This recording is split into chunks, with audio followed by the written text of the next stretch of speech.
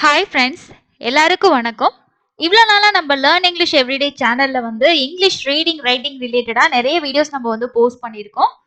So English அப்படின்னும் போதே எல்லாருமே இங்கிலீஷ் பேசுகிறாங்க, நம்மளும் இங்கிலீஷ் பேசினா எப்படி இருக்கும் அப்படின்னு சொல்லிட்டு நம்மளாலையும் முடியலையே இங்கிலீஷ் பேசுறதுக்கு அப்படின்னு சொல்லி நிறைய பேர் வந்து ஃபீல் பண்ணுவீங்க. ஸோ இங்கிலீஷ் அப்படின்றது பேசுறது ரொம்பவே வந்து பார்த்தீங்கன்னா புரிஞ்சுக்கிட்டோம் அப்படின்னா ரொம்ப ஈஸியான ஒரு லாங்குவேஜ் தான்.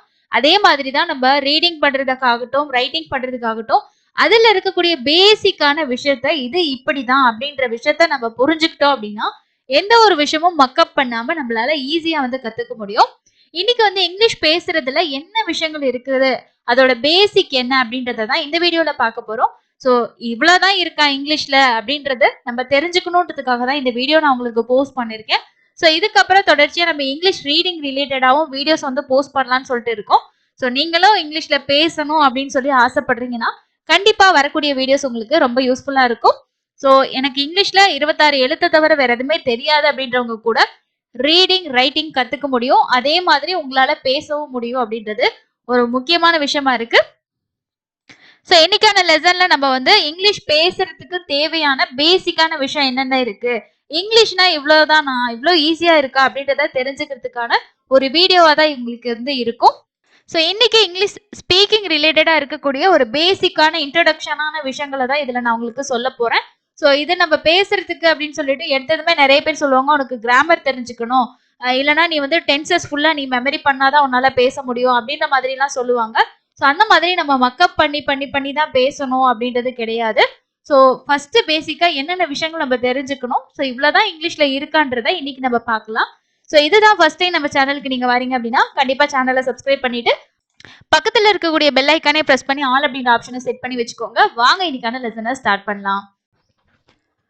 ஸோ பேசிக் தானே நம்ம பார்க்க போறோம். இதுல என்ன நீங்க டு, ஃபார், ஃப்ரம், வித் இந்த மாதிரி எல்லாம் கொடுத்துருக்கீங்க. ஸோ இதெல்லாம் என்ன அப்படின்னு சொல்லி பார்க்கும்போது உங்களுக்கு தோணலாம். பட் இதை நான் உங்களுக்கு எக்ஸ்பிளைன் பண்ணும்போது எதுக்காக நம்ம கொடுத்துருக்கோம் அப்படின்றது கண்டிப்பா புரியும். இப்போ டு அப்படின்றது வந்து பாத்தீங்கன்னா தமிழ்ல அதோட அர்த்தம் என்ன அப்படின்னா இக்கு அப்படின்றது அர்த்தம். ஃபார் அப்படின்னா காக, ஃப்ரம் அப்படின்றது இருந்து அப்படின்ற அர்த்தம். அதே மாதிரி வித் அப்படின்றது உடன், அபவுட் அப்படின்றது பற்றி. இப்போ இந்த டு, ஃபார், ஃப்ரம், வித் இதெல்லாம் வந்து நம்ம தமிழ்ல எப்படி யூஸ் பண்றோம் அப்படின்றத நான் ஒரு சில எக்ஸாம்பிள் உங்களுக்கு சொல்றேன். ஸோ அந்த எக்ஸாம்பிள் பார்க்கும்போது உங்களுக்கு நம்ம தமிழ்ல தான் இதெல்லாம் யூஸ் பண்ணிட்டு இருக்கோம்ல, ஸோ இங்கிலீஷ்ல இவ்வளவு ஈஸியா இருக்கா அப்படின்றது உங்களுக்கு கண்டிப்பா புரியும். இப்போ நீங்க ஒரு பர்த்டே வருது, ஸோ அவங்களோட ஃப்ரெண்ட் இல்லைன்னா உங்க யாருக்காவது ரிலேட்டிவ்க்கு உங்களுக்கு வந்து பர்த்டே வருது அப்படின்னும் போது ஒரு கிஃப்ட் வந்து வாங்குறீங்க. அப்போ வந்து இது யாருக்கு அப்படின்னு கேட்கும்போது அது வந்து குமாருக்கு அப்படின்னு நம்ம சொல்றோம்னு வச்சுக்கோங்களேன். அப்போ இங்கிலீஷ்ல நம்ம அதை எப்படி சொல்லணும்னா டு குமார், குமாருக்கு அப்படின்னும் போது டு குமார் அப்படின்னு நம்ம சொல்றோம். அதே மாதிரி வந்து இதை நான் குமாருக்காக வாங்கியிருக்கேன் அப்படின்னு சொல்றோம் பாத்தீங்களா, அந்த காக, அவனுக்காக, குமாருக்காக அப்படின்னு போது நம்ம ஃபார் குமார் அப்படின்னு சொல்லி சொல்லுவோம். இதே வந்து ஒரு கால் வந்திருக்கு, இல்லைன்னா வீட்டுல கேக்குறாங்க யார்கிட்ட இருந்து கால் வந்திருக்கு அப்படின்னு சொல்லும் போது குமார் கிட்ட இருந்து, குமாரிடம் இருந்து, இல்லைன்னா குமார் கிட்ட இருந்து எனக்கு கால் வந்துச்சுன்னு சொல்லுவோம் பாத்தீங்களா, அப்போ ஃப்ரம் குமார். இதுவே உங்க வீட்டுக்கோ இல்ல உங்க ரிலேட்டிவ் யாரா வந்திருக்காங்க அப்படின்னா நீங்க எங்க இருந்து வந்திருக்கீங்க அப்படின்னு நம்ம கேட்போம் பாத்தீங்களா, நீங்க எங்க இருந்து வந்திருக்கீங்க அப்படின்னு கேட்கும்போது அவங்க வந்து நான் திருச்சியில இருந்து வந்திருக்கேன், இல்லைன்னா வந்து சென்னையில இருந்து வந்திருக்கேன் அந்த மாதிரி சொல்லுவாங்க. அப்போ from Chennai, from Tiruchi. So இதை வந்து நம்ம தமிழ்ல ஆல்ரெடி யூஸ் பண்ணிட்டு இருக்குதான். அதே மாதிரி இப்போ கடைசியா ஒரு மூவி ரிலீஸ் ஆச்சுல, அந்த மூவி நீ யாரோட போய் பார்த்த அப்படின்னு கேட்போம்ல, அப்போ வந்து நம்ம என்ன சொல்லுவோம், என் ஃப்ரெண்டோட போய் பார்த்துட்டு வந்தேன். ஸோ வித் ஃப்ரெண்ட், ஃப்ரெண்டுடன் அப்படின்றது வித் ஃப்ரெண்ட் அப்படின்னு சொல்லி நம்ம சொல்றோம் இங்கிலீஷ்ல. அதே மாதிரி ஒரு விஷயம் பேசிட்டு இருக்கோம் அப்படின்னும் போது எதை பத்தி நீங்க பேசிட்டு இருக்கீங்க, யாரை பத்தி பேசிட்டு இருக்கீங்க அப்படின்னும் போது நாங்க வந்து இந்த சுந்தரி சீரியல் பத்தி பேசிட்டு இருந்தோம். ஸோ அபவுட் சுந்தரி சீரியல், சுந்தரி சீரியலை பற்றி நாங்க பேசிட்டு இருந்தோம்.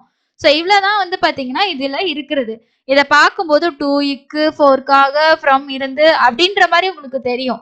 ஆனா நம்ம டெய்லி பேசக்கூடிய நம்மளோட கான்வர்சேஷன்ல இது எல்லாமே இருந்துகிட்டு தான் இருக்கு. ஸோ அதுல இங்கிலீஷ்ல நம்ம இதை சொல்லணும் அப்படின்றது தெரிஞ்சுக்கிட்டா சிம்பிளா உங்களால பேச முடியும். அதே மாதிரி பாத்தீங்கன்னா இந்த சைட்ல நான் உங்களுக்கு கொடுத்துருக்குது ஹிம் கொடுத்துருக்கேன், ஹர் கொடுத்துருக்கேன், யூ, மீ, தெம் இதெல்லாம் ஆல்ரெடி நம்ம கேள்விப்பட்டிருப்போம். ஓகேவா? பட் வந்து இதை ஹர்ன்னு சொல்லி சொல்லணும். நிறைய பேர் இதை எப்படி உச்சரிப்பீங்கன்னா ஹர் அப்படின்னு சொல்லி உச்சரிப்பீங்க. கரெக்டான இங்கிலீஷ் உச்சரிப்பு வந்து பாத்தீங்கன்னா ஹ. நான் இதுக்கு முன்னாடி உங்களுக்கு வந்து ஃபோனிக் சவுண்ட் எல்லாம் சொல்லி கொடுக்கும் போதே சொல்லியிருக்கேன். ஆர் வந்து நம்ம ரொம்ப அழுத்தமா உச்சரிக்க கூடாது அந்த மாதிரி. ஓகேவா? சோ இப்ப வந்து பாத்தீங்கன்னா ஹிம் அப்படின்னா அவனை, ஹ அப்படின்னும் போது அவளை, யூ உன்னை, மீ என்னை, தெம் அவர்களை. இப்போ ஃபார் எக்ஸாம்பிள் பாருங்க, அவனை, அவனுக்கு அப்படின்றத நம்ம எப்படி சொல்லுவோம்? To him. அவளுக்காக அப்படின்றத நம்ம எப்படி சொல்லலாம்? For her. உன்னை, உன்னிடம் இருந்து, புரியுதா? From you. உன்னிடம், ஒன்ட்ட இருந்துன்னு சொல்லுவோம் பாத்தீங்களா? உன்கிட்ட இருந்து, அந்த மாதிரி சொல்றத உன்னிடம் இருந்து அப்படின்றத ஃப்ரம் யூ. அதே மாதிரி வந்து என்னுடன், ஸோ வித் மீ, என்னோட அப்படின்னு சொல்லுவோம் பாத்தீங்களா? என்னோட இருக்காங்க அப்படின்றத வித் மீ, இல்லைன்னா அவனுடன் அப்படின்னும் போது வித் ஹிம் அப்படின்னு சொல்லி சொல்லுவோம். அதே மாதிரி அவங்கள பத்தி, அவர்களை பற்றி அப்படின்னும் போது அபவுட் தெம். ஸோ இங்க வந்து பாத்தீங்கன்னா இது ஒன்னு உன்னோட லிங்க்ல தான் இருக்கும். ஓகேவா? இப்போ நம்ம சப்ஜெக்ட் அப்படின்றது மெயினான ஒரு விஷயம். அதே மாதிரி இதுக்கு வந்து ப்ரிப்போசிஷன் அப்படின்னு சொல்லி சொல்லுவாங்க. ஸோ ஸ்டார்டிங்ல இது ப்ரிப்போசிஷன் தெரிஞ்சுட்டு நீங்க கன்ஃபியூஸ் ஆக தேவையில்லை. நம்ம தமிழ்ல எப்படி பேசுறோமோ சேம் அதே மாதிரி இங்கிலீஷ்ல இதுக்கு இது சொல்றோம் அப்படின்றது இவ்வளவுதான் அப்படின்னு தெரிஞ்சுக்கிட்டாலே போதும். ஸோ இதே மாதிரி நம்ம வந்து பாத்தீங்கன்னா இந்த ஹிம்ம வச்சே இதுக்கு எல்லாத்துக்குமே நம்ம வந்து ஃபார்ம் பண்ணலாம். அதே மாதிரி ஹ வச்சு ஃபார்ம் பண்ணலாம். ஸோ இந்த மாதிரி பாருங்க, நான் ஹ வச்சு உங்களுக்கு எழுதியிருக்கேன். இதே மாதிரி நீங்க மற்ற எல்லாத்துக்குமே வச்சு ப்ராக்டிஸ் பண்ணலாம். ஸோ இதுலேயே இன்னும் நம்ம நிறைய வேர்ப் ஆட் பண்ணி நிறைய விஷயங்கள் நம்ம பேச ப்ராக்டிஸ் பண்ணலாம். அப்போ உங்களுக்கு ஆட்டோமேட்டிக்கா இங்கிலீஷ் வரும். இப்போ அவளுக்கு அப்படின்றத டு ஹர், அவளுக்காக ஃபார் ஹர், அவளிடம் இருந்து அப்படின்னும் போது ஃப்ரம் ஹர். அதே மாதிரி அவளுடன் வித் ஹர். அடுத்து அவளை பற்றி அபவுட் ஹர். ஸோ இந்த மாதிரி வந்து நம்ம நிறைய வந்து பாத்தீங்கன்னா இந்த ஹிம், தெம் இதெல்லாம் வச்சு யூஸ் பண்ணி நீங்க வந்து ப்ராக்டிஸ் வந்து நிறைய பண்ணீங்கனாலே நிறைய நம்ம வந்து பேசலாம். ஸோ நம்ம டெய்லி பேசுற தமிழ்ல பேசக்கூடிய விஷயங்களை வந்து அதுக்கு என்ன அப்படின்றத தெரிஞ்சுக்கிட்டீங்கன்னா உங்களால சிம்பிளா பேச முடியும். அதே மாதிரி இன்னொரு விஷயம் நம்ம வந்து இங்கிலீஷ்ல தெரிஞ்சுக்க வேண்டியது என்ன அப்படின்னா, ஸோ இது எல்லாத்துக்கும் நிறைய பேத்துக்கு தெரிஞ்சிருக்கும். நம்ம சப்ஜெக்ட் அப்படின்னு முன்னாடி ஒரு விஷயம் பேசினோம் பார்த்தீங்களா? அந்த சப்ஜெக்ட் அப்படின்றத இதை தான் நம்ம சப்ஜெக்டா சொல்லுவோம்.